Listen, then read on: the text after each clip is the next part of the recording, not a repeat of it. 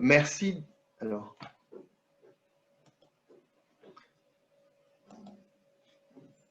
Bonjour à toutes et à tous. Tout d'abord, je souhaite remercier les organisateurs pour leur invitation. Je suis Marc Vuillet, enseignant-chercheur à l'École d'ingénieurs de la Ville de Paris, Université Gustave Eiffel, membre du Lab Urba, et on va faire cette présentation à deux voix avec Ablamimi Etchoussan-Sossou qui est intervenu dans le cadre de ses recherches, en particulier sur l'aspect modélisation multi-agent. Alors, donc, je vais vous parler du projet ANR RGC4 pour résilience et gestion de crise dans un contexte de crue à cinétique lente et qui ambitionne le développement d'outils pour l'aide à la gestion des réseaux techniques critiques avec des applications au cas du Grand Paris. Et donc, aujourd'hui, la partie principale de l'intervention sera sur la question de la simulation multi-agent visant à simuler l'auto-évacuation des ménages dans les tours ou dans les immeubles qui pourraient connaître des dysfonctionnements de réseau consécutifs à une crue de la Seine à cinétique lente. Alors, je vais vous présenter un petit peu rapidement le contexte du projet où l'on a également fait des simulations de réaffectation des personnels en fonction des axes de transport coupés. Et ensuite, Ablamimi fera une intervention spécifique sur le modèle de simulation multi-agent d'auto-évacuation des tours. Alors, rapidement, on est dans un contexte qui est très proche de l'université d'été précédente, concernant donc les effets dominos et les problèmes de réseau, de dysfonctionnement cascade des réseaux, avec donc des réseaux dépendants selon à l'électricité, à différentes installations, aux communications, au transport, etc. Donc, dans le cas du Grand Paris, le Grand Paris et l'ensemble de l'Île-de-France est extrêmement sensible au risque d'inondation, notamment à cause de ces réseaux. Donc, tel que l'on voit sur les cartes qui sont extraits d'une étude OCDE de 2014, en cas d'une crue majeure de la Seine et de ses affluents, on aurait 1,5 million de clients privés d'électricité, 5 millions d'abonnés privés d'eau potable, la moitié des stations de métro et de RER fermées, 5 autoroutes inaccessibles le long de la Seine. Donc, tel que l'on voit sur l'illustration, ça veut dire plus aucun métro ou RER qui traverse Paris dans le sens nord-sud ou est-ouest, et ça veut dire des zones de dysfonctionnement des réseaux bien au-delà des zones directement inondées.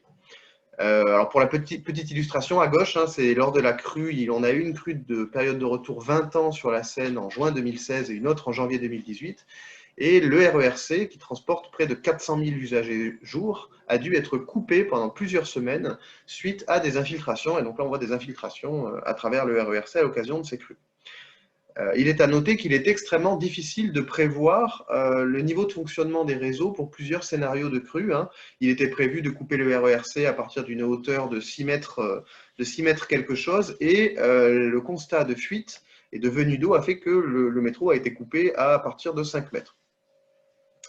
Alors, le projet RGC4, face à ces constats, donc c'est un projet qui avait duré 48 mois, entre février 2016 et fin 2019. Attendez, excusez-moi, j'ai mon fils à côté qui fait du bruit. Excusez-moi, juste une seconde.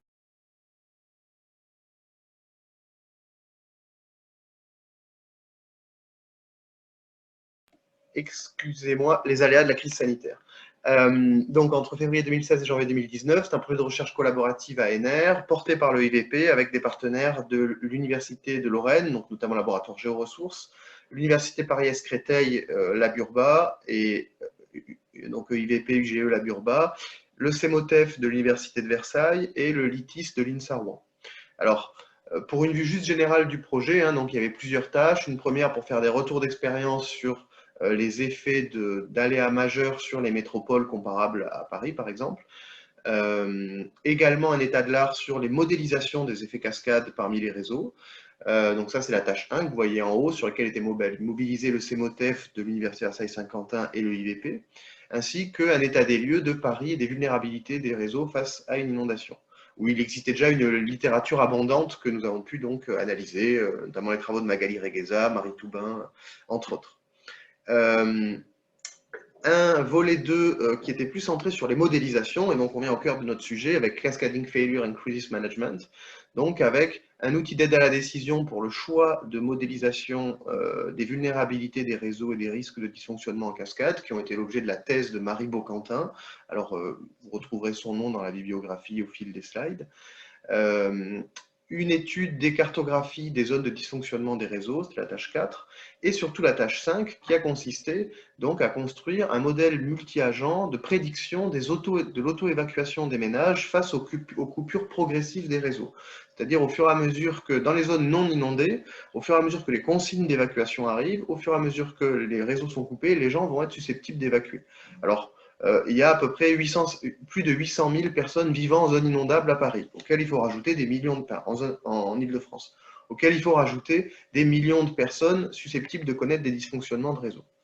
Alors le troisième volet que je vais présenter assez rapidement, qui impliquait principalement l'UPEC et l'INSA Rouen, et qui portait donc sur le développement d'outils de modélisation également. Un premier très théorique, où il y a eu un travail théorique donc sur des algorithmes pour programmer la remise en service des réseaux et essayer d'optimiser donc la remise en service des réseaux en trouvant par effet domino inversé quelle remise en service accélère la remise en service globale. Et une tâche alors la tâche 6 qui est plus pratique, plus opérationnelle, où on a développé une application MOPI pour la réorganisation des personnels qui ne peuvent pas se rendre sur leur lieu de prise de poste, avec notamment une application pour les conducteurs de bus de la RATP, qui doivent venir prendre leur service à partir de 5 heures du matin et qui dépendent pour cela du réseau routier, réseau routier susceptible d'être coupé par l'enveloppe de crue. Et donc, le fait que les axes soient coupés pose la question de l'accessibilité des personnels sur leur lieu de travail et donc la nécessité de réorganiser leur trajet et éventuellement de réaffecter les personnels à d'autres lieux de prise de poste et éventuellement d'interchanger des personnels entre eux. Je vais illustrer ça par la suite. Alors, tout d'abord, les retours d'expérience qui ont été faits donc, dans un certain nombre de grandes métropoles, New York, Brisbane, Bangkok, la Nouvelle-Orléans, qui ont connu des événements d'inondation majeurs à chaque fois, en 2012, 2011, 2005, et où donc l'étude a permis d'identifier qu'est-ce qui s'était passé parmi les réseaux, quels sont les principaux scénarios de défaillance en cascade qui se sont passés, ou quelles ont été les conditions de retour à la normale, en vue de tirer des expériences de bonnes pratiques pour la gestion de crise pour l'Île-de-France. Alors c'est principalement Nathalie Potier et entre autres une stagiaire, Géna Daniel, qui avait travaillé sur ce dossier, Nathalie Potier de l'Université Versailles-Saint-Quentin. Et donc il y a eu plusieurs communications sur ce sujet.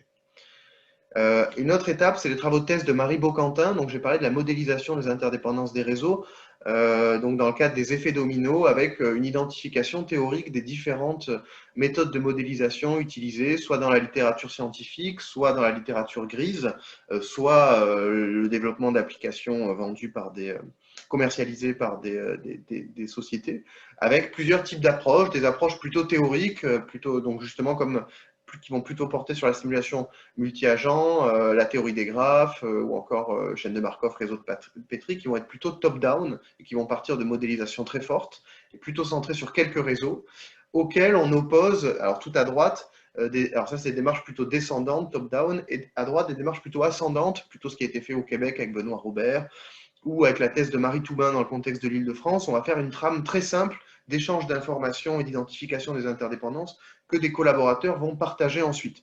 Les deux approches pouvant être éventuellement couplées dans le cadre de modèles fédérateurs qui vont donc agréger les résultats des différents modèles produits à l'échelle sectorielle ou intersectorielle.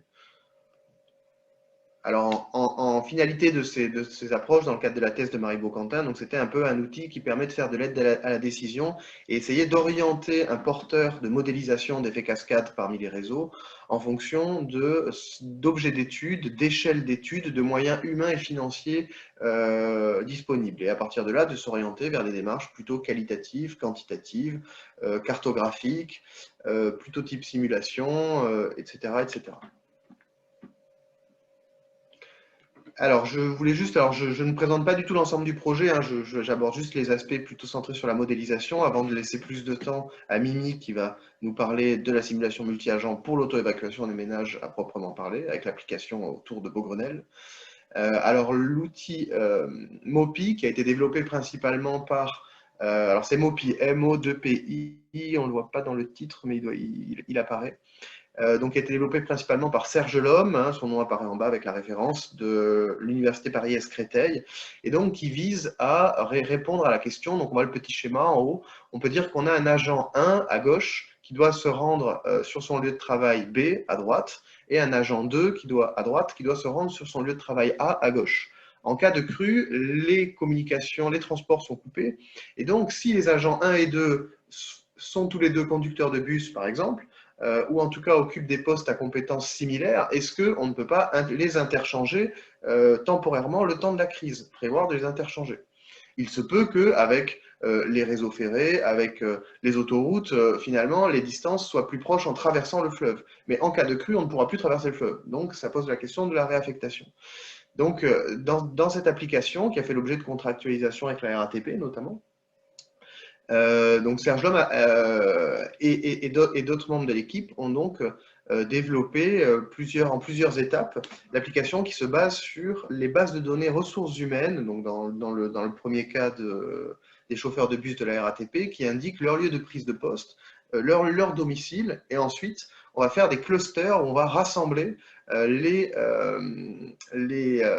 personnels qui habitent dans une même zone, dans un rayon de 5 ou 10 km, et on va ensuite faire des simulations via la théorie des graphes qui va permettre d'identifier, en utilisant des hypothèses sur le trafic, quels seront les temps de parcours des différents agents, des différents clusters pour rejoindre leur lieu de prise de poste. Et on estime qu'à partir de 2 heures de temps de parcours, on ne peut pas obliger l'agent à venir travailler et qu'il ne pourra pas rejoindre son lieu de prise de poste, et qu'à ce moment-là, on va le réaffecter à un poste plus proche qui sera atteignable, lui, dans les 2 heures. Et automatiquement, on va pouvoir proposer des scénarios de réaffectation des personnels.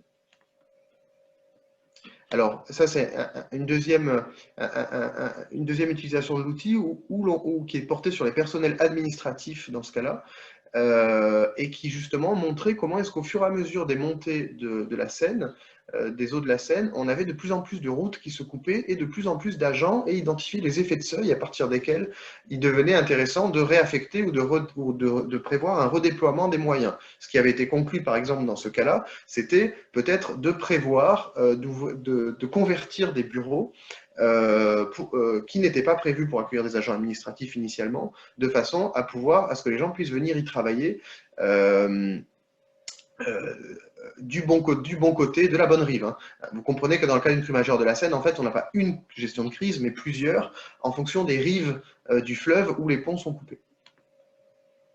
Donc voilà, ça c'était pour l'application MOPI. Une autre application qui avait été développée avec des étudiants de l'INSA Rouen, donc une autre modélisation avec nos collègues du LITIS, alors Géraldine Delmondo en particulier, et qui donc avait porté sur une application qui permet de générer des lignes de bus automatiquement via un algorithme type voyageur du commerce, qui va en fait, alors dans l'illustration qu'on voit de l'application qui a été développée, on part du principe que progressivement les lignes de métro sont coupées à cause de l'ennoiement des tunnels, ou même sans ennoiement des tunnels, à cause de la montée des nappes, à cause de la montée de la Seine. Alors la stratégie de la RATP, c'est que les tunnels ne soient pas ennoyés, mais on n'a pas de certitude absolue là-dessus, et il est prévu dans tous les cas de couper les lignes au fur et à mesure que le risque augmente.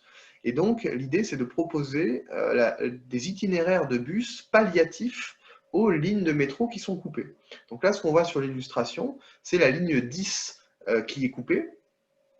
Donc la ligne 10 qui traverse le 15e arrondissement, là au milieu de l'enveloppe de crue en bas à gauche. Et donc, étant donné qu'elle est coupée, l'application va générer automatiquement une ligne de bus alternative qui part des 2 stations jusqu'auxquelles la ligne continue de fonctionner, et qui va proposer automatiquement un itinéraire qui à la fois soit le plus proche possible des stations non desservies par le métro, mais qui ne croise pas de zone d'enveloppe de crue, qui passe par des arrêts de bus existants et par des ponts qui sont ouverts. Et ainsi, donc, c'est une application qui permet d'aider, qui est susceptible d'aider les personnels de la RATP dans leur évaluation, dans leur étude de lignes de bus palliatives au réseau à l'arrêt. Alors, l'application a été testée et restée alors malheureusement, le développement a dû s'arrêter au moment de la fin du projet des élèves. On avait un projet de suite qui n'a pas été encore suivi, mais c'est une piste particulièrement intéressante. Alors sur ce, un dernier mot pour la simulation multi-agent. J'en arrive à la simulation multi-agent. Donc en préalable de la simulation multi-agent, a été fait un travail d'enquête auprès des personnes susceptibles de devoir évacuer, donc notamment dans les tours de l'ensemble Beaugrenelle. Alors les tours de l'ensemble Beaugrenelle sont des IGH, donc des immeubles de grande hauteur. Donc c'est les tours du 15e arrondissement qui sont construits sur les anciennes usines Citroën et qui sont donc susceptibles de connaître, qui sont très dépendantes au réseau. Typiquement, s'il n'y a plus d'électricité, la sécurité incendie n'est plus assurée et les tours doivent être évacuées. S'il n'y a plus d'ascenseur qui marche, vous vous doutez que pour aller au 15e étage, ça complique singulièrement les choses. Donc, on a fait tout un tas de questionnaires à la fois pour les habitants de l'ensemble Beaugrenelle pour connaître est-ce qu'ils ont une voiture pour évacuer, est-ce qu'ils ont un lieu, une résidence secondaire ou des amis susceptibles de les héberger, est-ce qu'ils pourront continuer à travailler de l'endroit où ils sont, continuer à se rendre sur un lieu de travail ou avoir des conditions satisfaisantes pour le télétravail, etc., etc. Histoire de prévoir un petit peu les paramètres qui permettront ensuite de modéliser le comportement des ménages. On a également fait une autre série de questionnaires dans les zones qui ont été inondées ou évacuées en juin 2016 et janvier 2018, et où là, on était plutôt sur du retour d'expérience pour demander aux personnes pourquoi ils ont évacué. Est-ce que c'est un réseau dans l'ordre des facteurs qui les ont conduits à évacuer? Est-ce que c'est relatif à l'arrêt de tel réseau, tel réseau, tel réseau ou telle autre raison? Au bout de combien de temps sont-ils revenus? Etc., etc. Et en fait, toutes ces informations, donc menées principalement avec Nathalie Potier du CEMOTEF, l'Université Versailles-Saint-Quentin et le IVP, ont permis d'alimenter un modèle de simulation multi-agent d'auto-évacuation des ménages qui a été développé avec l'école des mines de Nancy, donc principalement Olivier Deck et Rasoul Medizadeh, qui est donc avec, par l'intermédiaire de Ablamini et Josan Sossou, à qui je laisse la parole pour nous présenter en détail le développement du modèle de simulation d'auto-évacuation. Merci Marc. Bonjour à tous. Donc, comme Marc l'a dit, je suis Ablamini Josan Sossou et j'ai eu à faire ce travail dans le cadre d'un contrat postdoctoral et j'ai développé ce modèle dans le cadre du projet RGC4. L'historique, c'est que nous avions commencé à développer un modèle de propagation avec la plateforme gamma, propagation par effet domino des défaillances en cascade entre les infrastructures critiques sur un territoire donné. Et c'était appliqué à un territoire virtuel. Un des résultats de ce modèle était de déterminer le nombre de personnes qui seraient emprisonnées dans des bâtiments, que ce soit des bâtiments à usage résidentiel ou commercial, parce que celles-ci n'auraient pas eu le temps de quitter le bâtiment avant que l'eau n'atteigne le bâtiment.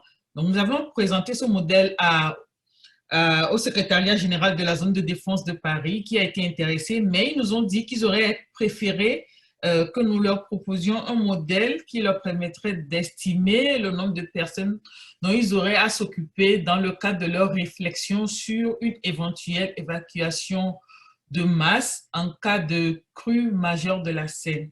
Alors, il nous a été alors demandé de travailler sur le site de Beaugrenelle. L'intérêt pour ce site, c'est qu'il y a une vingtaine de bâtiments et d'immeubles de grande hauteur qui sont à usage tant résidentiel que commercial et qui regroupe à peu près 10 000 habitants. Donc, notre travail s'est focalisé uniquement sur les immeubles à usage résidentiel. En fait, l'objectif, c'était de développer un modèle qui permettait de prédire le nombre de ménages qui partiraient selon leurs caractéristiques de leur appartement quand les conditions de vie seraient dégradées parce que un ou plusieurs réseaux techniques seraient défaillants et aussi en prenant en compte l'influence sociale entre ces ménages, sachant que un ménage donné peut être influencé par ses voisins de palier ou bien par ses voisins d'un même immeuble ou alors par ses voisins situés dans un immeuble juste à poser. Dans ce modèle, on a juste considéré le fait d'être influencé soit par un voisin de palier, soit par un voisin situé dans le même immeuble. Alors, Marc, s'il te plaît. Voilà. Donc, le modèle, comme j'avais dit, on avait commencé par réfléchir au modèle avec la plateforme ou bien le logiciel Gamma, mais pour des raisons de commodité technique, nous avions plutôt utilisé le logiciel Mathematica. Le modèle est basé sur l'approche de simulation multi-agents parce que voilà, on s'est dit que les ménages étaient des agents qui devaient interagir entre eux. On a considéré un ou plusieurs événements déclencheurs qui pourraient subvenir simultanément, ce qui nous amenait à combiner leurs effets sur la prise de décision.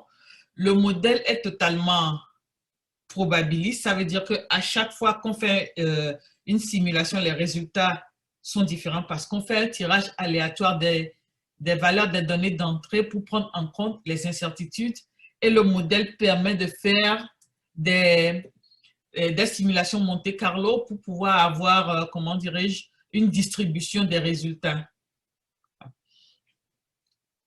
Marc, s'il te plaît. Alors, les données d'entrée considérées dans le modèle, c'était, nous avons reconstruit un hydrogramme qui soit semblable à celui de la crue de 1910, sachant que la crue de 1910, c'est une crue acinétique lente qui peut durer plusieurs jours. Nous, on a considéré à peu près 2 mois. Alors, les agents sont des ménages qui ont des caractéristiques. On leur a attribué un numéro, une taille en fonction de la... Bon, on a 2 grandes typologies en termes de taille, les familles à taille réduite et les familles un peu plus à taille large. En fonction de leur localisation, ils sont localisés dans quelle tour, à quel étage. Et il y avait aussi une typologie au regard de leur capacité à s'auto-évacuer. Comme Marc l'avait dit tout à l'heure, on avait fait une enquête pour déterminer s'ils avaient la possibilité d'auto-évacuer, leur propension à partir en tenant compte du fait d'avoir une voiture, d'avoir un lieu de relocation et tout. Donc, on a eu 3 typologies de ménages. Les ménages qui étaient totalement autonomes quand les critères retenus étaient totalement remplis. Les ménages qui étaient modérément dépendants quand un ou 2 critères qui n'étaient pas vraiment, dirais-je, contraignants n'étaient pas remplis et les ménages totalement dépendants qui, pour nous, n'évacueraient pas de toutes les façons. Et puis, on a identifié ou généré des conditions d'interaction qui sont essentiellement basées sur le pourcentage de départ au niveau du palier ou bien dans l'immeuble qui influencerait la prise de décision du ménage pour l'obliger à partir. Voilà, s'il te plaît. Mimi, je vous propose encore 5 minutes, vraiment maximum, pour qu'on ait un peu de temps. Oui, j'ai bientôt fini. Merci. Donc, voilà. Alors, dans ce modèle, on avait 2 défis majeurs. C'était d'identifier la courbe de réponse qui nous permettrait d'avoir une probabilité de départ pour chaque événement déclencheur considéré. On s'est rendu compte qu'il y avait une absence totale de courbe de réponse associée à nos événements considérés, sachant qu'il y avait coupure d'électricité, coupure de réseau, indisponibilité des transports en commun et tout. Et puis, on avait aussi le fait de combiner les probabilités de départ de plusieurs événements déclencheurs qui surviennent simultanément. Et on a retenu 3 options. C'était de faire un maximum, c'est-à-dire on considère l'événement qui a la probabilité de départ maximale, ou alors le produit, c'est-à-dire on considère les différentes probabilités de départ de façon successive ou une addition pure et simple en sachant qu'on ne pouvait pas dépasser 1. Et le modèle permet à l'utilisateur de choisir la combinaison qu'il veut. Marc, s'il te plaît. Alors, voilà les différentes visualisations des résultats qu'on a. C'est soit sous forme de tableau, on a les noms des immeubles.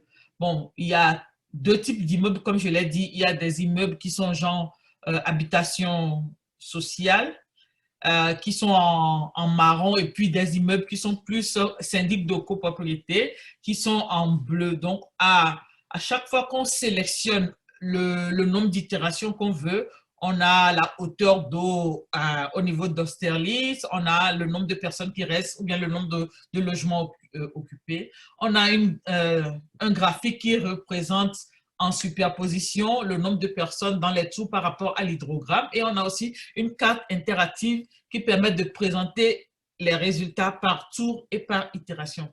Marc, s'il te plaît. Alors, là, c'est aussi une autre forme de visualisation. Et il y a une visualisation dynamique. Voilà. Donc, ça permet de voir l'évolution ou alors ça permet aussi de faire une superposition dans le temps du nombre de personnes qui restent et de l'hydrogramme. Et enfin, il y a la distribution de nombre de personnes restantes quand on fait une simulation Monte Carlo. On peut aussi le faire pour le nombre de logements encore occupés. Et je crois que c'est tout, Marc. S'il te plaît, oui. La diapo suivante, voilà. Donc, c'est tout ce qu'on a pu faire avec le modèle. On l'a essayé, ça marche, sauf qu'il nous faut maintenant avoir les bonnes courbes de réponse. Le travail d'enquête qui a été fait après les crues de 2016 et 2018 nous a permis de construire une courbe pour la coupure d'électricité. Et il y a un article en cours sur cet aspect-là. Très bien.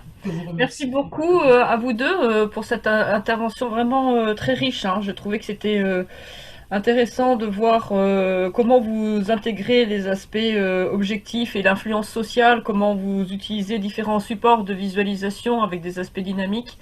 Et j'ai vraiment trouvé ça très intéressant. Alors, je crois qu'il y a une question de Jean-Marc Tacnet sur la question de l'utilisateur.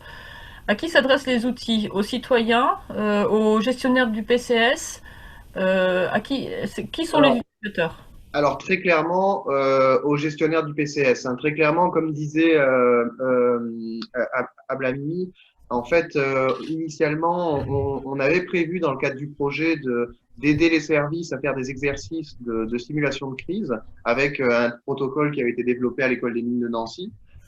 Et ils nous ont dit clairement que ce qui les intéressait surtout, c'était les questions d'évacuation, qu'ils étaient très embêtés parce qu'ils avaient beaucoup de mal à estimer le nombre de personnes à évacuer. Alors, il y a une thèse très intéressante qui a été faite sur ce sujet par Kenji Kujiki à l'Université de Lyon, qui visant à estimer à peu près quelles étaient les zones où les réseaux ne fonctionnaient plus et la vulnérabilité sociale des gens qui s'y trouvent et qui donc nécessiteraient d'être pris en charge ou d'être évacués.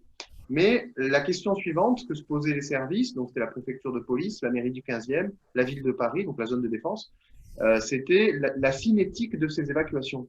En gros, on sait que jusqu'à une hauteur de la Seine de 6 mètres, 6 mètres 50, les réseaux continuent à fonctionner et les gens ne voudront pas partir de chez eux. Alors, c'est dans des animaux de compagnie, des enfants, enfin beaucoup d'enfants, éventuellement des fragilités, etc. Mais on sait qu'à partir de 6 mètres 50, les réseaux vont quasiment tous s'arrêter les uns après les autres et les gens vont d'un coup tous vouloir partir. Et donc, la question, c'était d'essayer d'affiner un petit peu la bande passante entre les deux pour avoir des estimations des auto-évacuations, des courbes de réponse, hein, dont parlait Mimi tout à l'heure, d'auto-évacuation des ménages. Alors du coup, c'est pas vraiment une simulation spatialisée, mais c'est surtout une simulation qui vise à identifier les effets de seuil, où tout d'un coup, on se retrouverait avec des départs massifs de personnes qui auraient ou pas les moyens d'évacuer, selon qu'ils aient une voiture ou pas. Alors d'où mon illustration à la fin. Le problème, c'est aussi que ceux qui auraient une voiture, certainement, voudraient évacuer au moment où les sous-sols commenceraient à être inondés, donc les parkings des immeubles. Donc ça relativise un peu. En fait, l'idée du modèle, c'est pour les services de gestion de crise qui font des PCS, de pouvoir jouer avec les paramètres de coupure des réseaux, avec les différents scénarios de crue, pour pouvoir faire des itérations différentes du modèle et à chaque fois identifier éventuellement des effets de seuil différents en fonction des scénarios de crue, de dysfonctionnement des réseaux, d'inondation des sous-sols, etc. D'accord. Alors, je trouve que c'est intéressant hein, pour prédire justement un point de rupture. Et moi, je me pose souvent la question aussi de la communication. Hein, comment on communique aux gens pour que ils évacuent et qu'ils aient les bons comportements. Je garde cette question-là, mais je vois qu'il y a d'autres questions aussi. C'est pas très clair pour certaines personnes la courbe des réponses. À quoi ça correspond cette courbe? Et puis, est-ce que les citoyens ils évacuent spontanément ou il faut leur imposer quelque chose? Alors, je vais d'abord répondre à une question de M. Tacnet sur euh, la sécurisation de l'alimentation électrique. Sur le site, on a constaté qu'il n'y avait qu'une seule tour qui avait fait des travaux pour relever le niveau de son alimentation électrique. Pour d'autres, ils sont toujours susceptibles d'être impactés. Par exemple, les cages d'ascenseur descendent jusqu'au moins 2. Et voilà, les parkings sont du moins 2 jusqu'au niveau 0, qui peuvent être impactés par l'inondation, alors que les logements ne seraient pas impactés, sachant que les logements commençaient à partir du niveau plus 2. Alors, concernant ce qu'on appelle les courbes de réponse, c'est le nombre de personnes qui quittent leur logement à partir du moment où il y a un ordre d'évacuation ou un événement déclencheur. On sait que les citoyens ne partent pas au même moment. Il y a le temps de préparation, mais nous, d'après le retour qu'on a fait avec l'enquête sur le terrain, on a vu des gens qui ont tenu même 3 jours. Il y a une famille qui a tenu 3 jours sans électricité avant de partir. Donc, des gens qui tiennent 1, 2, 3 heures, 6 heures. Donc, c'est à partir de cette enquête qu'on doit trouver la courbe de réponse. C'est une courbe souvent en S. Au début, les gens commencent par partir lentement et puis quand, à un moment donné, ils sont obligés de partir plus rapidement et après, la courbe se stabilise et c'est ça qu'on appelle courbe de réponse. Le constat, c'est qu'en France, il n'y en a pas, il y en a plutôt aux États-Unis et c'est par rapport à des ouragans, mais pas par rapport à des crues cinétiques lentes. Donc, c'est pour ça qu'on a eu à faire cette enquête en Île-de-France pour pouvoir au moins déjà avoir un premier modèle à intégrer dans notre modèle en cours Très bien. On va prendre une dernière question pour passer ensuite à la communication suivante. Est-ce qu'il y a des prescriptions du PPRI pour les tours? Alors, je sais qu'initialement, les tours, bien sûr, ont été construites avant le PPRI et donc l'essentiel, elles ne sont absolument pas adaptées au risque d'inondation, comme disait Mimi tout à l'heure, hein, avec donc ces problèmes d'alimentation électrique qui sont quasiment toutes dans les sous-sols. Or, il faut des surpresseurs pour envoyer l'eau dans les étages, que ce soit l'eau potable, que ce soit l'eau pour le système d'assainissement, il y a les ascenseurs, etc.